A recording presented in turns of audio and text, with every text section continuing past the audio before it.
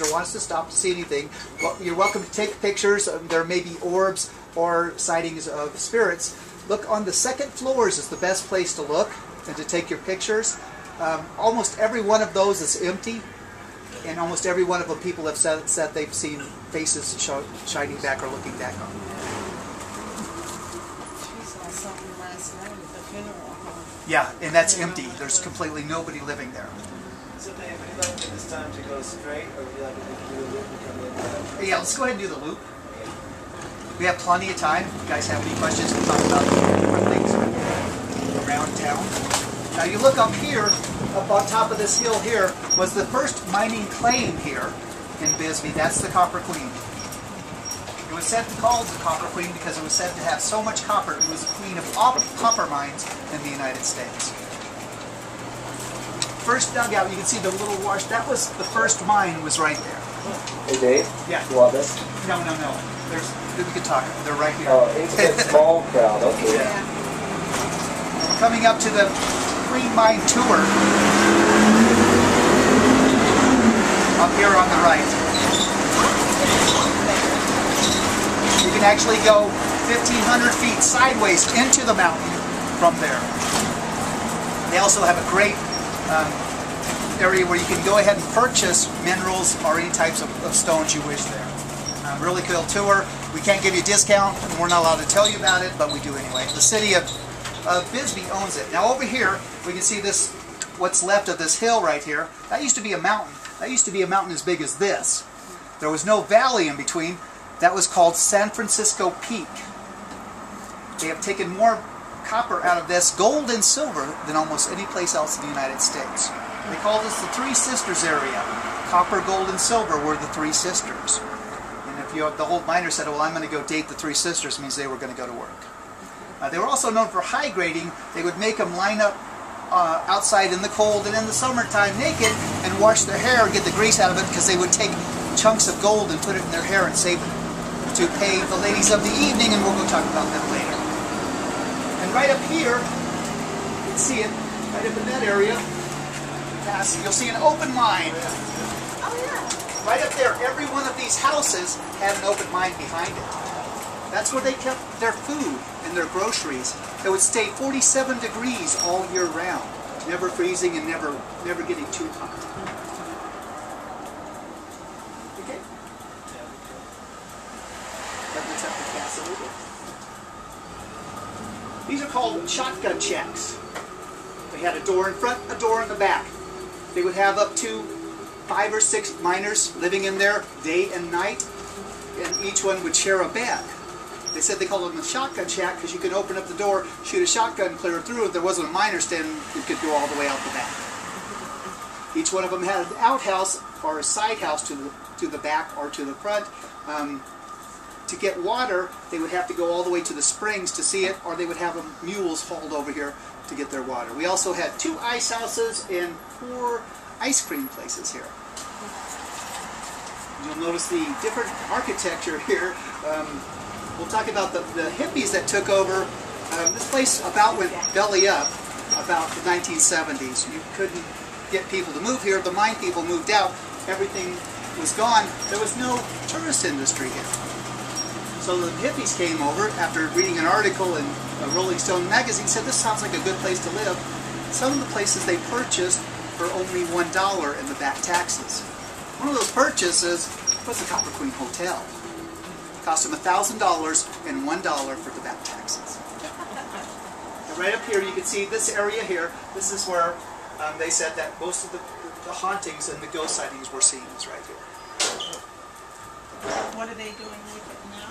I'm not sure. They're completely going to change it. I'm not sure exactly what or who is moving it. This is now a realty company right next to it. It's a good place to take pictures, especially after dark. Now you're welcome to go around afterwards and take all the pictures you want. I would stay out from the front of St. Elmo's bar and some of the other places, but just people are used to coming in here taking pictures. This is one of the most photographed areas in all of Arizona. Why do you have to stay out of St. Elmo's bar? at nighttime, because this time of night there are way too many drunks there. This is St. Patrick's Day, and it is also spring break. So there is going to be a lot of wild children out there tonight. Now you notice there's some, we'll go on further to the right. Mortuary. Yeah, we talked about it. Okay. And right over here is the grate we're talking about. They fell down. You'll see that used to have grates all across of it. Now it has 2 wire places where they can hold on to them until they can get help. And that is just till recently. Now you notice the streets here are both underneath there. You'll see some concrete and cobblestone. This was one of the projects for the WPA, was to come in this area and cover this up, and so that people can actually go up and down the streets. Up here by the Copper Queen Hotel, we'll talk about it, you can actually see where the cobblestone was. Now this pie-shaped park right here, we talked about earlier, this was once the main stage for the, what was the name of it? This was a vaudeville theater where Eddie Foyt performed. Eddie Foyt and, what's her name? Lily Langtry. Lily Langtry both performed in this one. And this is also where the performers will come at nighttime and also play here. And they have a lot of people who will spend the night area in here playing for tips and beer money. Moving right along. Now we're going to talk a little bit anytime you're ready. You'll see the heavy, steep stairs that go almost every place. Around them were once other buildings. These were really steep stairwells. That's where a lot of people fell to their doom. It was on there. They'd have 2 or 3 drinks, try going down that. There was no place for them to grab onto. It was often filled with slime from the water hitting, and they would fall down. Just getting a cut or a bruise on themselves would be detrimental to your health.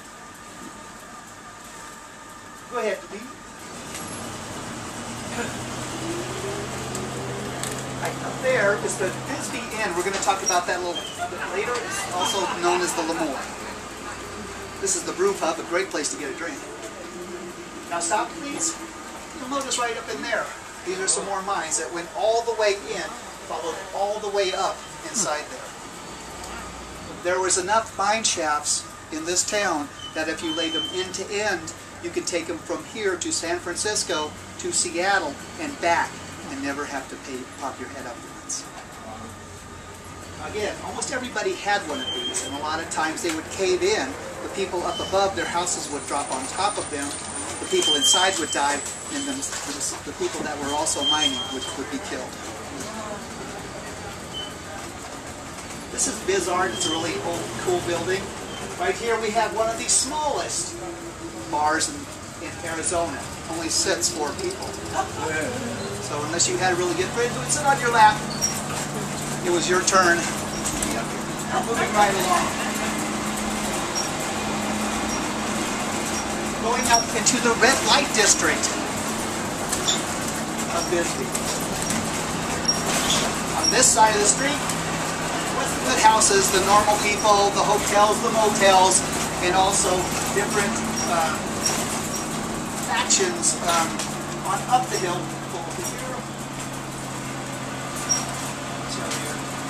On up the hill, this was called Chihuahua Hill. It's now called Bee Mountain because there's a big bee there. And it lights up at night. It's really pretty. We'll talk about Chihuahua Mountain. Was the Mexican part of town. It was all divided up. The Chinese were up on one side, the Mexicans were on the other side.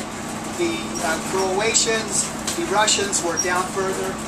You notice all these places, how they built all the way up. They went up all the way to the top of this hill. They went over this hill. They went on top of this hill. They went over that hill. There were 25,000 people living here at one time. It was the largest, most wickedest town between San Francisco and St. Louis.